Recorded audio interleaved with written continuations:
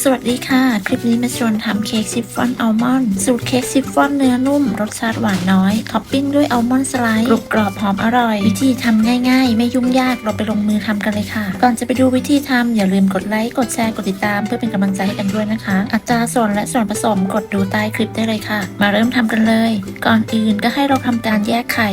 สูตรนี้จะใช้ไข่ไก่จำนวน5 ฟองแยกไข่แดงและไข่ขาวออกจากกันโดยระวังอย่าให้มีไข่แดงติดลงไปในไข่ขาวเสร็จแล้วเรามาทำส่วนผสมของไข่แดงก่อน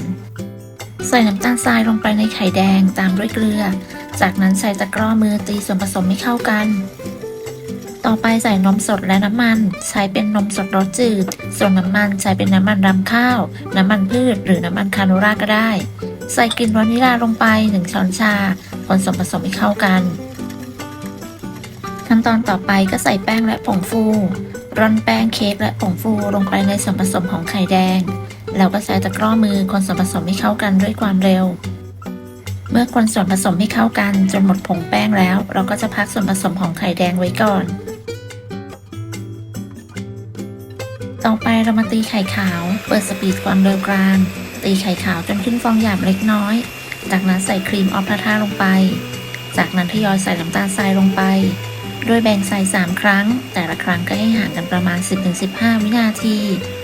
ใส่จนน้ำตาลทรายหมดเราก็ตีไข่ขาวต่อจนกระทั่งไข่ขาวมีลักษณะเป็นสีขาวนวลเป็นริบบอนตั้งยอดปานกลางปลายงองุ้ม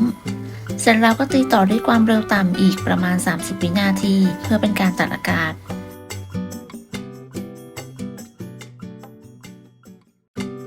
ตีไข่ขาวเสร็จแล้วเราก็นำไข่ขาวที่ตีได้มาคนตะล่อมให้เข้ากันกับส่วนผสมของไข่แดงให้ทยอยตักแบ่งไข่ขาวมาผสมกับส่วนผสมของไข่แดงโดยแบ่งออกเป็น 2-3 ครั้งจนไข่ขาวหมด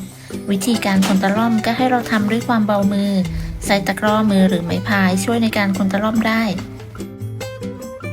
เมื่อส่วนผสมเข้ากันดีแล้วก็นำไปเทใส่ถาดวันนี้ใช้เป็นถาดขนาด 10x10x1.5 นิ้วทาเนยหรือน้ำมันที่ก้นวางกระดาษรองอบลงไปจากนั้นเทส่วนผสมลงไปได้ทั้งหมดเกลี่ยส่วนผสมให้ทั่วถาดใช้ไม้พายคนเพื่อไล่อากาศแบบนี้ได้จากนั้นก็ให้เราโรยอัลมอนด์สไลด์อัลมอนด์สไลด์ไม่จำเป็นต้องอบก่อนสามารถโรยไปได้เลยให้เขาไปสุกพร้อมกับเค้กเลยค่ะโรยอัลมอนด์สไลด์ให้ทั่วถาดเสร็จแล้วก่อนนำเข้าอบก็ให้เราเคาะเบาๆเพื่อไล่อากาศแล้วก็นำเข้าอบได้เลยอบที่อุณหภูมิ160 องศาใส่ไฟบนล่างไม่เปิดพัดลมใช้เวลาอยู่ที่ประมาณ25 นาทีและอย่าลืมวางที่วัดอุณหภูมิไว้ในเตาอบด้วยเมื่อเค้กสุกแล้วก็นำออกจากเตา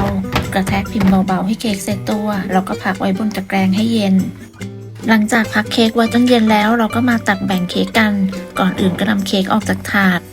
เค้กที่ได้จะมีความนุ่มหอมอบอวนไปทั่วบ้านเลยค่ะนำกระดาษรองอบออกหลังจากนั้นก็ตัดแบ่งตามต้องการจากตัดแบ่งขนาดประมาณ 2x2 นิ้วก็จะได้16 ชิ้นพอดีเค้กชิฟฟ่อนอัลมอนด์สูตรนี้เนื้อเค้กนุ่มหอมอร่อยกรุบกรอบด้วยอัลมอนด์สไลด์วิธีการทำค่อนข้างง่ายใช้วัตถุดิบน้อยสามารถเพิ่มความหวานด้วยการโรยน้ำตาลไอซิ่งด้านบนก็เพิ่มความสวยงามได้ด้วยแจ็คทดลองใส่กล่องเป็นกล่องพลาสติกอย่างหนาขนาดประมาณ 4.5x3 สูง 2 นิ้วเป็นกล่องฝาล็อกใส่ได้ทั้งเค้กและแซนด์วิชขนาด 2x2 นิ้วก็สามารถใส่ได้2 ชิ้นเลยค่ะใครที่ชอบทำเค้กชิฟฟ่อนสูตรเค้กง่ายๆไม่ต้องมีครีมไม่ต้องมีแยมก็ลองทำเค้กชิฟฟ่อนอัลมอนด์สูตรนี้ได้ผลยังไงอย่าลืมมาคอมเมนต์คุยกันนะคะขอบคุณสำหรับการติดตามรับชมคลิปนี้ถ้าเพื่อนๆชอบก็อย่าลืมกดไลค์กดแชร์กดติดตามเพื่อเป็นกำลังใจให้กันด้วยค่ะสำหรับคลิปนี้ต้องลาไปก่อนสวัสดีค่ะ